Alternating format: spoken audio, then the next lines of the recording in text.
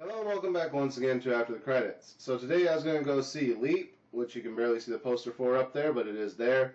Unfortunately, for some reason, our theater dropped that one relatively quickly, so it's gone. Missed it. Sorry. If it pops up over at the Dollar Theater, I'll probably go watch it there, but that's probably unlikely considering how much of a backlog I have to catch up on right now. So instead today, I went and saw something I don't actually have a poster for, surprisingly. Birth of the Dragon. This is WWE Studios' take on a story about Bruce Lee. So basically, back when Bruce Lee first started teaching his style of martial arts to Western society, to Americans, to white people, whatever you want to call it, there was a grandmaster who came from overseas and met with Bruce Lee, and they ended up having kind of a duel, if you will. It's kind of like a sparring exhibition, but a little bit more full contact than just sparring. And it was never really determined who won the fight. It was always just kind of left up in the air. And it's something that's barely touched on if you watch something like Dragon the Bruce Lee Story or any other Bruce Lee movies. It pops up occasionally here and there, but it's kind of a small part of everything. So this is basically WWE Studios giving their take on what led up to that fight, what happened as a result of that fight, and so on. So really there's not much more to say about the film other than that.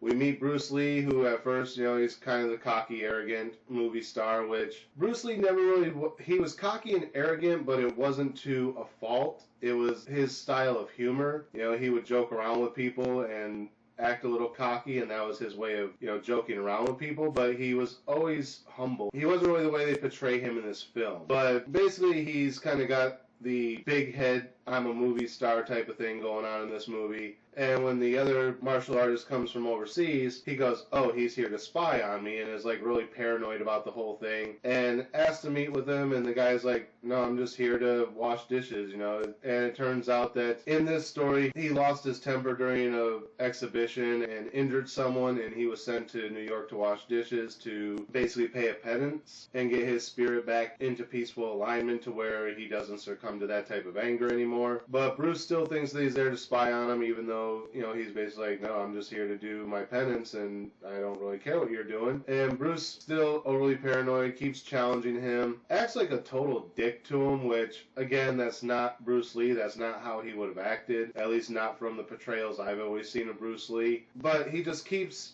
going after the guy, going after the guy, going after the guy until the guy finally says, okay, fine, we'll have our fight. Then they just kind of have the fight, and then mid-fight they just kind of stop and bow to each other, and everyone's like, well, who won? Because, the underground Chinese mafia in Chinatown was placing bets on the fight of who would win, and they can't pay out unless they know who won, and neither one of them will say who won. So then the mob comes after them, so then they team up to fight off the mob, and it basically comes down to them finally agreeing on a winner, and the mob kind of be like, okay, we'll leave you guys alone now. So, yeah, overall, it's a bad portrayal of Bruce Lee. It doesn't do his teaching or who he was any credit. Honestly, if this was a portrayal of Bruce Lee we had saw back when Bruce Lee was first becoming really popular in the States, it probably would have turned a lot of people off to him, and people probably would have believed this was real and that he was really this much of a jerk when he wasn't. So I'm kind of glad this came out now after the whole Bruce Lee bubble has kind of popped and not really that many people are as heavily into martial arts and stuff as they were in the mid to late 90s.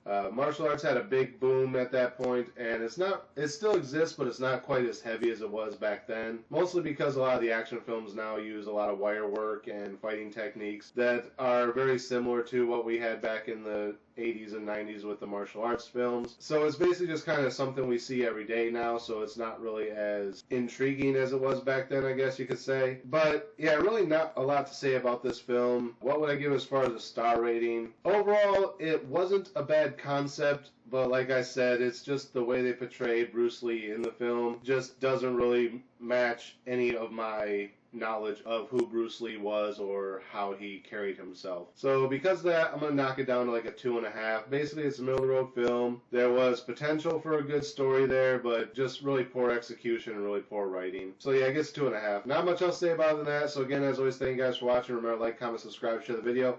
Links are down in the description. Click the bell next to the subscribe button so you get notifications every time I post new content. And until next time, I'll see you after the credits.